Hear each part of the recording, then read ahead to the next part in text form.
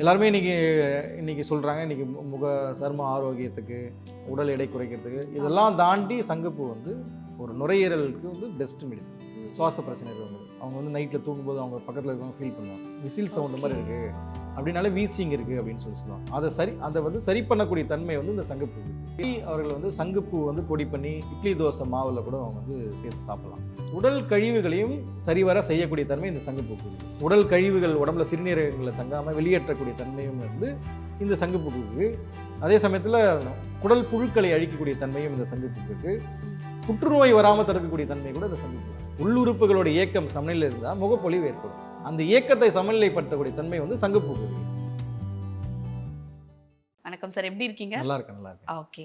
And இந்த காலகட்டத்தில் வந்து நம்மளோட ஹெல்த்தை ப்ராப்பராக மெயின்டைன் பண்ணுவோம், இம்யூனிட்டி லெவலில் மெயின்டைன் பண்ணுவோம். இது இல்லாமல் ஸ்கின் கேர். ஸோ இந்த 3 விஷயத்துக்குமே வந்து ஒரு விஷயத்தை வந்து நம்ம சாப்பிட்டாலே போதும், நம்ம உடல் ஆரோக்கியமாக இருக்கும் அப்படின்னா என்ன சொல்லுவீங்க சார்? கண்டிப்பாக அது வந்து சித்த மருத்துவத்தில் வந்து எப்படின்னா சரும ஆரோக்கியம், இம்யூனிட்டி, அப்புறமா நம்ம உடல் எடை குறையிறது, இதெல்லாம் தாண்டி நம்ம உடம்புல வந்து வாத பித்த கபம்னு சொல்லுவோம். நாடி நிலையில் பார்ப்போம். இது 3மே சமநிலைப்படுத்தக்கூடிய சில உணவுகள் இருக்குது, சில மூலிகைகள் இருக்குது. ஓகே. அந்த மாதிரி நம்ம பார்க்கும்போது பல்வேறு விதமான மூலிகைகள் இருக்குது. அதில் நம்ம குறிப்பாக வந்து இன்றைக்கி காலகட்டங்களில் ரொம்ப எல்லாருக்குமே இன்றைக்கி என்ன சொல்கிறதுனா ப்ளூ டீ, சங்குப்பூ பற்றி நிறைய விஷயம் வந்து இன்றைக்கி பிரபலமாக போயிட்டுருக்கு. ஒவ்வொரு பூக்களுடைய நிறங்களுக்கும் அதோடைய மூலிகை செடிங்களுக்கு ஒரு மருத்துவ குணம் இருக்குது. உதாரணமாக வந்து பார்த்தீங்கன்னா ஆவாரம்பூ வந்து எல்லோ கலரில் இருக்கும். அது வந்து அதோட சத்து வந்து தங்கச்சத்து உள்ள மூலிகை அப்படின்னு சொல்லுவாங்க. அதே மாதிரி வெள்ளை நிற மூலிகைகள் வந்து விந்து வந்து அதிகப்படுத்தக்கூடிய தன்மை, அது தாது சத்தை உண்டு பண்ணக்கூடிய தன்மை இருக்குது. நம்ம உடம்பு வந்து சப்த தாதுக்கள்னு சொல்லுவோம். ஒவ்வொரு தாதுக்களுக்கும் ஒரு நிறம் இருக்கும். இப்போ ரத்தம் ஒரு நிறமில் இருக்கும், தசை ஒரு நிறமில் இருக்கும், நம்மளோட குளுக்கோஸ் ஒரு நிறமில் இருக்கும். அந்த மாதிரி சப்த தாதுக்களும் ஒரு தாதுக்களுக்கும் ஒரு நிறம் இருக்கும். அதுதான் நம்ம சொல்லுவோம் 7 திரை அப்படின்னு சொல்கிறது. ஓகே. அந்த 7 திரைன்னு சொல்கிறது ஒவ்வொரு மூலிகைகளுக்கு ஒரு அந்த கலர் இருக்கும்போது அது மாதிரி அந்த தாதுக்களும் அந்த கலர் அடிப்படையில் வந்து உள்ளே நமக்கு டெவலப் ஆகுது. இயற்கையில் கிடைக்கக்கூடிய மூலிகைகளுக்கு என்ன மண்ணில் இருந்து விளையக்கூடிய மூலிகைகளுக்கு என்னென்ன சத்து இருக்கோ அந்த மாதிரி நம்மளோட உடலுக்கும் அது வந்து அப்சார்ப்ஷனாக ஆகும்போது ஒரு சத்தாக வந்து மாறுது.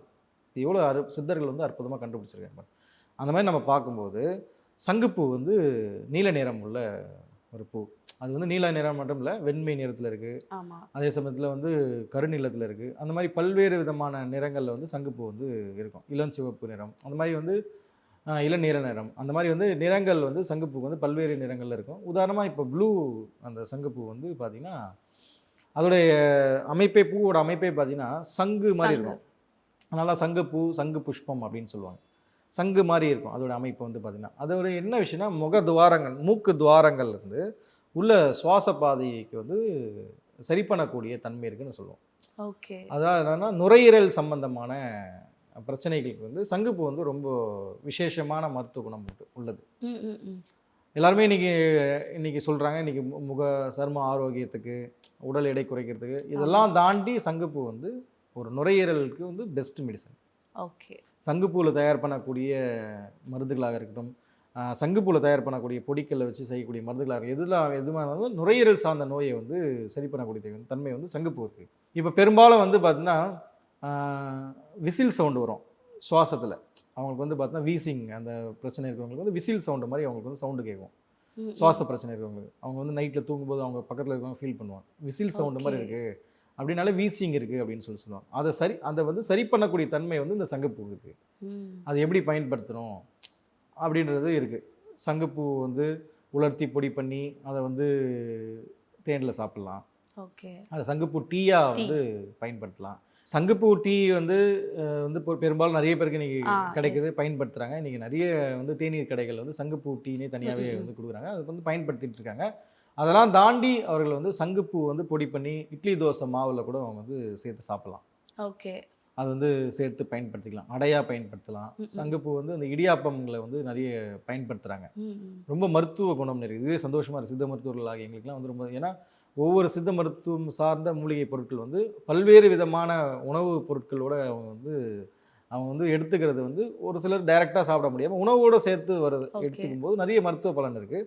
ரொம்ப நல்ல விஷயம் தான். அந்த மாதிரி பயன்படுத்திக்கலாம் அவங்க வந்து. அண்ட் வந்து முகத்துக்கு பொலிவுக்கு அதுக்கெல்லாம் யூஸ் பண்ணலாமா? தாராளமா. அழகுக்கு. நான் என்ன சொல்றேன்னா, நுரையீரல் சம்பந்தமான விஷயத்துக்கும், கல்லீரல் சம்பந்தமான விஷயத்துக்கும், நம்மளுடைய மூளைத்திறன் ஆற்றல் சம்பந்தமான விஷயத்துக்கு இருக்கக்கூடிய எல்லா மூலிகைகளுமே முகப்பொலிவு ஏற்படுத்தும்.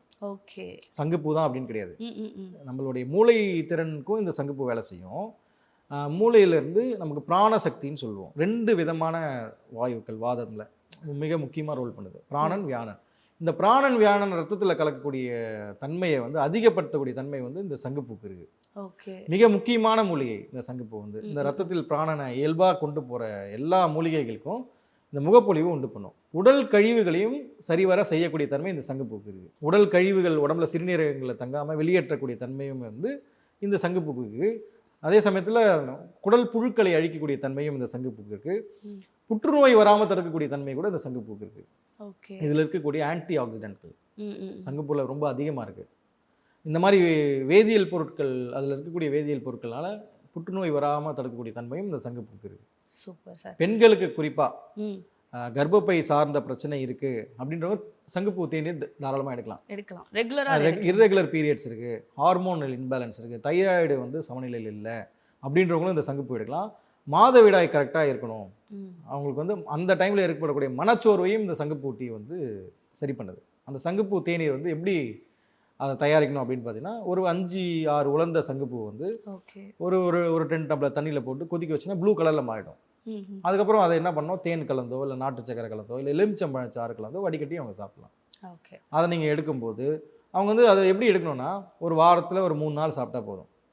தினம் எடுக்கணும்னா இல்லை. எந்த ஒரு பொருளாக இருந்தாலும் அளவுக்கு மீறினால் அமிர்தம் நஞ்சு. ஒரு வாரத்தில் ஒரு 2 நாள் 3 நாள் எடுக்கிறது ரொம்ப நல்லது. அவங்க அந்த மாதிரி ஃபாலோ பண்ணிகிட்டே வந்தாங்கன்னா எப்பவுமே அவங்களுக்கு வந்து பல்வேறு விதமான நோய்களை தடுக்குது. அதனால் முகப்பொலிவு வருது. ஓகே. அதான் உள்ளுறுப்புகளோட இயக்கம் சமநிலையில் இருந்தால் முகப்பொலிவு ஏற்படும். அந்த இயக்கத்தை சமநிலைப்படுத்தக்கூடிய தன்மை வந்து சங்குப்பூக்கு இருக்குது. அதுதான் சித்த மருத்துவம் சொல்லக்கூடிய கான்செப்ட். டைரெக்டாக போய் ஸ்கின்ல ஒர்க் பண்ணாது. ஓகே. டைரெக்டாக போய் எந்த மருந்துமே ஸ்கின்ல ஒர்க் பண்ணாது. நம்மளோட பிளட் பியூரிஃபிகேஷன் நடக்கணும், கரெக்டாக கழிவுகள் நீங்கணும், நல்லா தூங்கணும். இதை எது பண்ணுது, சங்குப்பூ பண்ணுது. அதனால் வந்து அவர்களுக்கு ஏற்படக்கூடிய மாறுதல் வந்து ரொம்ப சிறப்பாக இருக்கும். இதை குழந்தைகள் எடுத்துக்கலாமா? எந்த ஏஜ்லேருந்து இந்த சங்குப்பூ எடுத்துக்கலாம்? இல்லை, தாராளமாக வந்து ஒரு 5 வயதுக்கு மேலே இருக்கிறவங்க இதை வந்து எடுத்துக்கலாம். பொதுவாகவே வந்து குழந்தைகளுக்குன்னு கொடுக்கும்போது அது வந்து ஒரு சளி காய்ச்சல் ஏற்படுது அப்படின்னும் போது ப்ரிவென்ஷனாக வந்து கொஞ்சம் கொடுக்கலாம். ஒரு ஸ்பூன் 2 ஸ்பூன் கொடுக்கலாம். அதிகமாக அளவு கொடுக்கக்கூடாது. ஒரு 3 வயசுக்கு மேலே கொடுக்குறது நல்லது. ஓகே. அதிகமாக கொடுக்கக்கூடாது. அதிகமாக வந்து கொடுக்கக்கூடாது. 3 வயசுலேருந்து ஒரு 6 வயசுக்குள்ளே ஒரு ஸ்பூன் 2 ஸ்பூன் எப்பயாவது தரலாம். அந்த சங்குப்பூ வந்து பொடி பண்ணி வச்சது கொஞ்சமாக தேனில் குழச்சி நாக்கில் கூட வைக்கலாம். அதிகமாக கொடுக்கக்கூடாது. மருத்துவரோட ஆலோசனை பெற்று குழந்தைங்களுக்கு கொடுக்கும்போது கொடுக்கலாம். அண்ட் வந்து சங்குப்பூவை அரைச்சி யூஸ் பண்ணலாமா சார்? சங்குப்பூ வந்து பொதுவாகவே வந்து அரைச்சி யூஸ் பண்ணுறது, பயன்படுத்துறது எல்லாமே வந்து மருந்துகளை தயாரிக்கும் போது பயன்படுத்துறது. ஓகே. பொதுவாக வந்து இந்த பொடி பண்ணி வச்சுக்கிட்டு சாப்பிட்றது வந்து எல்லாராலையும் செய்யக்கூடிய ஒரு முறை. அது வந்து பயன்படுத்திக்கலாம். ஓகே. அண்ட் இன்னொரு விஷயம் என்னென்னா, பொதுவாகவே வந்து அந்த மூலிகையாக இருக்கட்டும், இயற்கை பொருட்களாக இருக்கட்டும், அது ட்ரை ஆகிடுச்சு, அதை அரைச்சி பண்ணால் அதில் இருக்க அந்த தன்மையே போயிடும்னு சொல்லுவாங்களே, இதில் எப்படி? இல்லை, அது வந்து ஒவ்வொரு மூலிகைகளுக்கும் இந்த இது கரெக்டான கேள்வி. ஒவ்வொரு மூலிகைகளுக்கும் ஒரு தன்மை இருக்குது. ஃப்ரெஷ்ஷாக பறிக்கும்போது அதோடைய மகத்துவம் வந்து நிறைய இருக்குது. ட்ரையாக மாற்றும் போது குறைவாக தான் இருக்கும். ஆனால் வந்து அப்சார்ப்ஷன் அடிப்படையில் வந்து ஒவ்வொரு இடத்துல ரோல் பண்ணுது. ஒரு மூலிகை செடி வந்து ஜூஸாக குடிக்கும்போது அதோடைய தன்மை வந்து ஒரு மாதிரி இருக்கும். அது வந்து நீங்கள் பவுடராக மாற்றும் போது குடல் சார்ந்த தன்மைகளுக்கு வேறு மாதிரி இருக்கும். ரத்தத்தில் ஏற்படக்கூடிய மாறுதலுக்கு சாராக கொடுக்கறது நல்லது. குடல் சார்ந்த பிரச்சனைகள் அப்சார்ப்ஷன் ஆகி சரியாகணுன்றதுக்கு பவுடராக கொடுக்கும்போது அதுதான் அனுபானம்னு சொல்லுவாங்க சித்த மருத்துவத்தில்.